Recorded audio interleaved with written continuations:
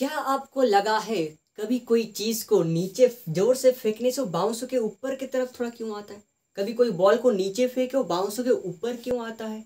कभी कोई कांच की चीज को हम लोग फेंकते हैं तो टूट के गिर के टूट क्यों जाता है?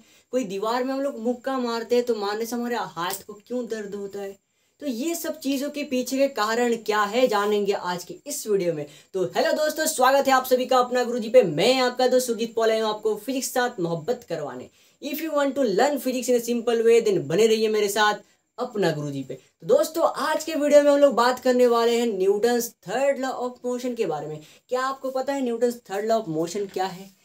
नहीं भैया, अगर पता होता तो वीडियो देखने के लिए थोड़ी आते, नहीं पता है इसीलिए आए हैं। बताते हैं भाई साहब, बताते हैं Newton's third law of motion क्या है। तो Newton's third law of motion जानने से पहले आप थोड़ा महसूस कीजिए, थोड़ा इमेजिन कीजिए कोई भी चीज़ को। जब हम लोग कोई भी बॉल को अगर नीचे फेंकते तो बाउंस होकर आखिर ऊपर की तरफ थोड़ा क्यों आता है? कोई भी चीज़ को हम लोग दीवार में जोर से फेंकते हैं तो टूट क्यों जाता है? एक डंडे से जोर से एक दीवार को मारते हैं तो डंडा क्यों टूट जाता है? ठीक है, एक मुक्का मारते हैं तो हाथ में क्यों दर्द होता है? किसी को जोर से लगा के थप्पड़ मारे उसको तो गाल में दर्द होता ही होता है, उसी साथ हमारे हाथ में भी दर्द होता है। आखिर ये दर्द क्यों होता है? तो ये सब चीज़ों के पीछे का कारण तो देखो भाई, ये तो नेचर का रूल है। तो बस ये नेचर का रूल फाइंड किए थे कौन? हमारे न्यूटन बाबा। और न्यूटन बाबा फाइंड आउट करके जो लॉ दिए उनका पहला और दूसरा law, Newton first law and second law के बारे में हम लोग पढ़ चुके हैं। अगर नहीं पढ़े तो प्रीवियस वीडियो लिंक डिस्क्रिप्शन में चेक कर लो। तो न्यूटन्स थर्ड लॉ में वो बताए ये सारी चीजों के पीछे का रीजन क्या है। तो न्यूटन्स थर्ड लॉ क्या बताता है? To every action there is an equal and opposite reaction. ये तो भाई सब कर्मा हो गया, तुम जो करोगे वही पाओगे, जो बोगे वही फल पाओगे। जितना फोर्स तुम दोगे उतना ही रिएक्शन तुम मिलेगा। मतलब बात कहाँ पे आएगा? तूने बड़ा सताया है मुझे दिल, तू भी सताया जाएगा। तुमने हमारा दिल तोड़ा, मतलब तुम्हारा दिल उतना ही फोर्स से तोड़ा जाएगा। ये क्या है? Newton's third law of motion. जितना फोर्स तुम दोगे उतना ही opposite reaction, equal and opposite reaction. जितना अमाउंट ऑफ फोर्स तुम दिए हो, अप्लाइड फोर्स जितना है उतना ही ऑपोजिट रिएक्शन मिलेगा। तो ये क्या है? Newton's third law of motion. तो Newton's third law of motion को हम लोग सिंपल वे से समझेंगे। मान लो ये एक बॉडी है और ये और एक बॉडी है, ये बॉडी ए, ये बॉडी बी है, ठीक है। तो यहाँ पे दो क्या हुआ, एक दोनों से फोर्स दी, ए बी के ऊपर फोर्स दिया और बी ए के ऊपर फोर्स दिया। तो यहाँ पे जब ए बी के ऊपर फोर्स दिया तो फोर्स कुछ इस डायरेक्शन में आएगा, ये आएगा हमारा force upon B due to A, और इस डायरेक्शन में हमारा फोर्स आएगा force upon A due to B. तो देखो यहाँ पे जो फोर्स है, ये फोर्स हमारा न्यूटन्स थर्ड लॉ के हिसाब से क्या बोला गया है? To every action there is an equal and opposite reaction. ये अगर फोर्स ए बी इस डायरेक्शन में हुआ तो इसका इक्वल एंड, देखो ये बॉडी ए के ऊपर बी जितना मतलब फोर्स दे रहा है, मतलब इसको इक्वल एंड ऑपोजिट फोर्स भी मिलेगा। मतलब हम लोग बोल सकते हैं यहाँ पे F A B equals to minus of F B A. जितना अमाउंट ऑफ फोर्स इस बॉडी में ये दिया उतना अमाउंट ऑफ फोर्स बॉडी ये भी नहीं देगा। तो ये क्या है? Newton's third law of motion. To every action there is an equal and opposite reaction. ठीक है दोस्तों, ये बस फोर्स किसी भी बॉडी का, फिजिकल बॉडी में नहीं, तुम हर कहीं पे भी लगा सकते हो। जितना फोर्स तुम अप्लाई करोगे किसी भी केस में उतना ही तुमको ऑपोजिट रिएक्शन मिलेगा। जितना तुम अच्छे से पढ़ाई करोगे उतना ही अच्छा रिजल्ट आएगा, जितना ही तुम नेग्लेक्ट करोगे उतना ही खराब रिजल्ट आएगा। ये न्यूटन्स का थर्ड लॉ, ये तुम जिंदगी में हर कहीं पे अप्लाई कर सकते हो। ठीक है, अच्छा पढ़ाई करोगे अच्छा मार्क आएगा, अच्छा मेहनत करोगे अच्छा फल मिलेगा। जितना मेहनत करोगे उतना कमाई, पैसा इनकम करोगे, ठीक है। जितना टाइम पढ़ोगे उतना कुछ सीख पाओगे, ठीक है। तो क्या है? Every action is an equal and opposite reaction. कोई भी तुम काम कर रहे हो उसका इक्वल एंड ऑपोजिट रिएक्शन तो मिलेगा भाई। जितना जोर से तुम किसी को थप्पड़ मारे उतना ही जोर से तुम्हारा हाथ को भी दर्द होगा। अभी मैं गुस्सा होकर डंडे से मार दूंगा दीवार पे, लो मार दिया तो दीवार को बेचारा जितना दर्द होगा, दीवार तो नॉलेज नहीं थी सर दर्द कैसा होगा। तो उस डंडे से जितना फोर्स में दीवार पे दिया था उतना ही फोर्स से डंडे पे दिया, लेकिन डंडा बेचारा क्या है, हमारे तरह दुबला पतला है, सह नहीं पाया, इसलिए क्या है, टूट गया। तो ये क्या है? न्यूटन्स थर्ड लॉ है। तो हम लोग अभी देखेंगे न्यूटन्स थर्ड लॉ का कुछ प्रॉपर्टीज रहते हैं, उस प्रॉपर्टीज के बारे में। तो सबसे पहला बात, फोर्स जो क्या है ये अकेला एग्जिस्ट नहीं कर सकता। Force can not be exist single. वो भाई साहब कभी सिंगल रहता है नहीं है, ठीक है। ये हर वक्त रहता है अपने रिलेशनशिप में, ठीक है, क्योंकि उसको सिंगल पसंद नहीं है। अभी क्या है, दुनिया में इतने सारे सिंगल भरे हुए हैं, इसलिए फोर्स को सिंगल रहना बिल्कुल ही पसंद नहीं है। तो force can not exist single है, सिंगल में कभी एग्जिस्ट नहीं करेगा। ये रहेगा हर वक्त पैर में, ये अपने जोड़ी के साथ रहेगा। कहीं ना कहीं पे अपना जोड़ी कैसे भी बना लेगा, लेकिन रहेगा पैर में, ठीक है। सिंगल कभी रहेगा ही नहीं। तो उसके बाद जो हमारा properties of third law of motion है, ये क्या है, थर्ड लॉ ऑफ मोशन में ये क्या है, irrespective of nature of force है। देखो ये जो न्यूटन थर्ड लॉ है, ये किसी भी केस में किसी फोर्स में दिखाई दे सकता है। जैसे कि ये इलेक्ट्रिक फोर्स में दिखाई दे सकता है, ग्रेविटेशनल फोर्स में दिखाई दे सकते हैं, हर तरह के फोर्स में तुमको न्यूटन के थर्ड लॉ देखने को मिलेगा। ये क्या है, देखो न्यूटन का थर्ड लॉ ऑफ मोशन है, irrespective of nature of force. ऐसा नहीं कि कोई भी एक फोर्स के नेचर के ऊपर डिपेंड करेगा, ये इररेस्पेक्टिव है, ठीक है। ये ग्रेविटेशनल फोर्स में भी होता है, इलेक्ट्रिक फोर्स में भी होता है, हर किसी फोर्स में, ठीक है, हर टाइप ऑफ फोर्स में तुमको न्यूटन के थर्ड लॉ दिखने को मिला। वहां पर हर किसी केस में इक्वल एंड ऑपोजिट रिएक्शन मिलेगा तुमको। तो ये है न्यूटन के थर्ड लॉ का पहला प्रॉपर्टी। दूसरा प्रॉपर्टी क्या है, action and reaction always act on different bodies. जो एक्शन और रिएक्शन पैर होगा, ठीक है, ये क्या होगा, पैर में तो रहेगा, फोर्स जो है हर वक्त पैर में रहेगा, लेकिन क्या डिफरेंट बॉडीज में। भाई साहब रिलेशन में होगा तो दो बॉडी तो चाहिए कि नहीं, डिफरेंट बॉडी। सिंगल बंदा अकेला वो तो सिंगल हो गया कि नहीं, दो बंदा चाहिए कि नहीं, बंदा नहीं बंदी भी चाहिए, ठीक है।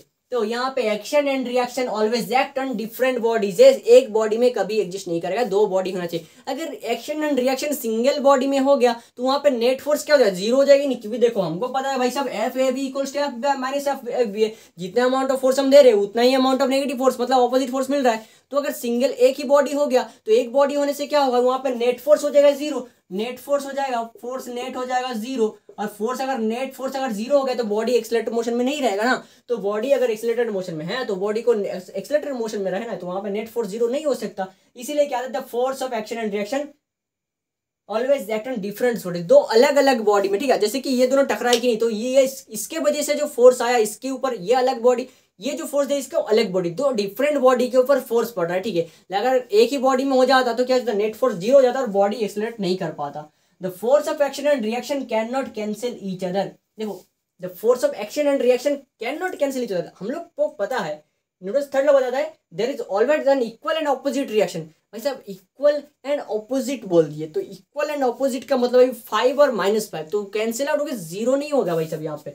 क्यों, क्योंकि अगर force of action and reaction can not be cancel each other, अगर एक दोनों को कैंसिल कर दिए, तो अगर एक दोनों को कैंसिल कर दिए तो क्या हो जाएगा, वहां पे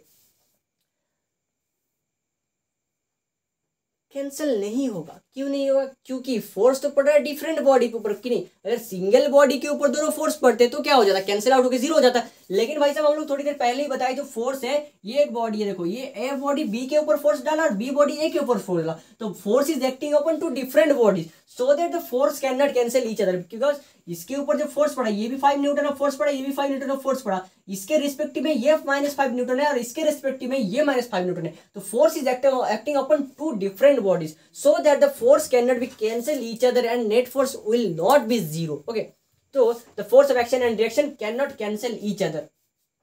तो ये हमको पूछे थे, जैसे अब मैं जब ग्रेजुएशन कर रहा था तो मेरा पहला सेमेस्टर में मेरे को पूछे थे न्यूटन थर्ड लॉ पूछे, ठीक है। तो मैं बड़ा खुश हो गया, न्यूटन थर्ड लॉ बहुत इजी क्वेश्चन है, मेरे को वाइवा में पूछे थे। फिर पूछे मेरे को Newton third law of motion में तुम बताया कि इक्वल एंड ऑपोजिट फोर्स है, ऑपोजिट रिएक्शन है, तो वहाँ पे कैंसिल आउट होकर जीरो क्यों नहीं होता। तो मेरे को थोड़ा बहुत पता था इसलिए मैं बता दिया कि sir the force is acting upon different two bodies. Okay, force upon this body due to this body and force upon this body due to this body. तो force is acting upon two different bodies, so equal and opposite for this body, the force is equal and opposite for this body but not in a single body. That's why this cannot be zero. The net force cannot be zero. Then we'll discuss about no action can occur in the absence of reaction. अभी देखो बिना action का कोई reaction नहीं होगा, ठीक है, और बिना रिएक्शन का भी कोई एक्शन भी नहीं हो सकता, ठीक है।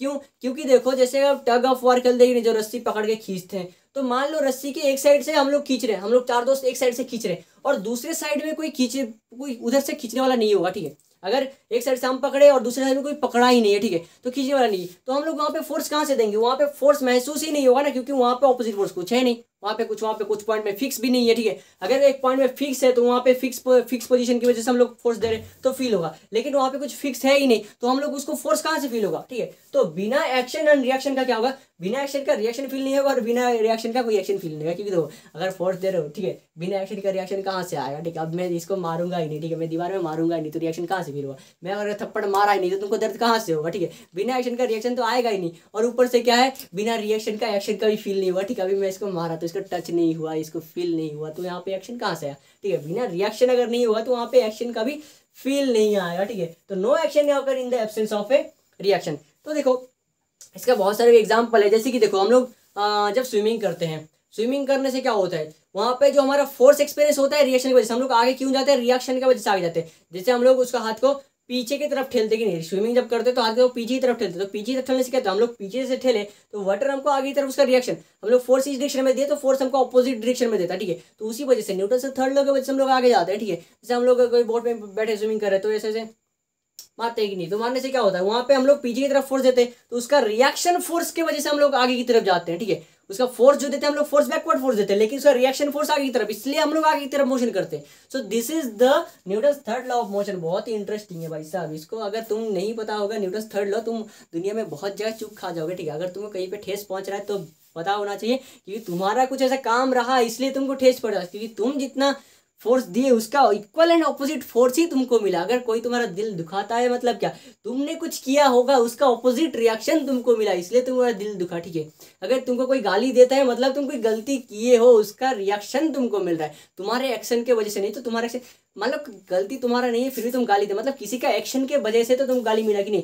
तो there is every action there is an equal and opposite reaction, ये तुम हर कहीं पे महसूस कर सकते हो, ठीक है। फिजिकल हो, कहीं थप्पड़ मारे या क्यों किसी को थप्पड़ मारे, कोई चीज तुम फेंक दिए तो गिर गया टूट गया, ठीक है। या नहीं तो देखो अभी ये चीज यहाँ पे है रेस्ट में है कि नहीं, तो ये रेस्ट में क्यों है, यहाँ पे भी न्यूटन का third law of motion use हो रहा है, क्योंकि देखो यहाँ पे बॉडी को नीचे से क्या हो रहा है, और जो ग्रेविटेशनल फोर्स इसको mg फोर्स यहाँ पे अट्रैक्ट कर रहा है, ठीक है। Mass into acceleration to gravity इसको अट्रैक्ट कर रहा है, ठीक है। तो ग्रेविटेशनल फोर्स उसको नीचे की तरफ अट्रैक्ट कर रहा है, लेकिन यह रेस्ट पोजीशन में है कि नहीं, क्यों रेस्ट पोजीशन में, क्योंकि हाथ के ऊपर देखो यहाँ से एक नॉर्मल रिएक्शन मिल रहा है, ठीक है। यहाँ पे ऊपर की तरफ देखो सरफेस से एक नॉर्मल फोर्स मिल रहा है, तो जो सरफेस से नॉर्मल फोर्स मिल रहा है कि नहीं, वो नॉर्मल फोर्स किसके साथ इक्वल है, यहाँ पे ग्रेविटेशनल फोर्स के साथ इक्वल है। इसलिए क्या हुआ, R equals to mg, normal force equals to gravitational force के साथ इक्वल हो गई, इसलिए बॉडी रेस्ट में। तुम टेबल के ऊपर इसको रख दिए तो यहाँ पे क्या, टेबल के सरफेस से जो इसको नॉर्मल फोर्स मिल रहा है, ठीक है, वो नॉर्मल फोर्स की वजह से और नीचे ग्रेविटेशनल फोर्स इक्वल हो गए तो बैलेंस होकर जीरो हो गया, ठीक है। तो ये सब किसके वजह से होता है, न्यूटन का थर्ड लॉ की वजह से होता है, ठीक। न्यूटन का थर्ड लॉ वजह से नहीं होता है, ये सब नेचर के वजह से होता है, हम लोग उसको न्यूटन का थर्ड लॉ हिसाब से जानते हैं, ठीक है। तो हर कोई चीज़ नेचर में पहले से था, पहले से है और पहले से ही मतलब था, उसको बस हम लोग आइडेंटिफाई करते हैं क्योंकि भगवान बहुत वाले। तो हर कहीं पे तुम न्यूटन का थर्ड लॉ फील कर सकते हो, ठीक है। तो this is all about Newton third law. तो इसके बाद हम लोग करने वाले न्यूटन थर्ड लॉ का बहुत सारे कंसिक्वेंसेस है, जैसे कि एलिवेटर प्रॉब्लम है, बंदूक का गोली का प्रॉब्लम है, गोली निकल के गया कितना फोर्स हमको बैकवर्ड मिला, ठीक है दोस्तों। जैसे मैं बंदूक एक तो मारा, ये ढिसका मार रहा हूँ, यहाँ पे गोली तो बाहर निकल के जा रहा है भाई साहब, गोली जितना फोर्स से बाहर निकल के जाएगा, क्योंकि बंदूक का गोली मारे, गोली को फोर्स देने से वहाँ पे क्या होगा, फोर्स देने से वो एक्सलेट करेगा कि नहीं, तो उसका मास इंटू एक्सेलरेशन आएगा, फोर्स तो आएगा वहाँ पे, तो वो जितना फोर्स से एक्सलेट करके जाएगा उतना ही बैकवर्ड फोर्स मिलेगा कि नहीं, क्योंकि every action there is an equal and opposite reaction, उसमें मिला फोर्स तो वहाँ हमको दिया बैकवर्ड फोर्स, तो कितना अमाउंट ऑफ बैकवर्ड फोर्स मिला, मतलब एक बंदूक पकड़े हो, कौन सा बंदूक पकड़े हो और वहां से कितना बैकवर्ड फोर्स लगेगा और उसको रेजिस्टिव करने के लिए तुमको कितना उसको सपोर्ट देना पड़ेगा, ये सब चीजों के बारे में हम लोग नेक्स्ट वीडियो में पढ़ेंगे। और एक लिफ्ट के अंदर हम लोग चलते हैं तो लिफ्ट के ऊपर की तरफ जाने से कितना फोर्स लगता है, नीचे की तरफ आने से कितना फोर्स लगता है, नॉर्मल रिएक्शन कितना होता है, ये सब का न्यूमेरिकल हम लोग नेक्स्ट वीडियो में करने वाले हैं। तो आज के वीडियो में बस न्यूटन थर्ड लॉ के मोशन के बारे में। तो वीडियो अगर अच्छा लगे तो लाइक शेयर कमेंट सब्सक्राइब जरूर कीजिए, और हमारे साथ फिजिक्स के ऐसे और मजेदार वीडियो देखने के लिए 11th 12th क्लास का लेक्चर्स वीडियो देखने के लिए हमारे साथ बने रहिए अपना गुरुजी पे। दोस्तों आज के लिए इतना ही, जय हिंद, फिर मिलते हैं अगले वीडियो पे।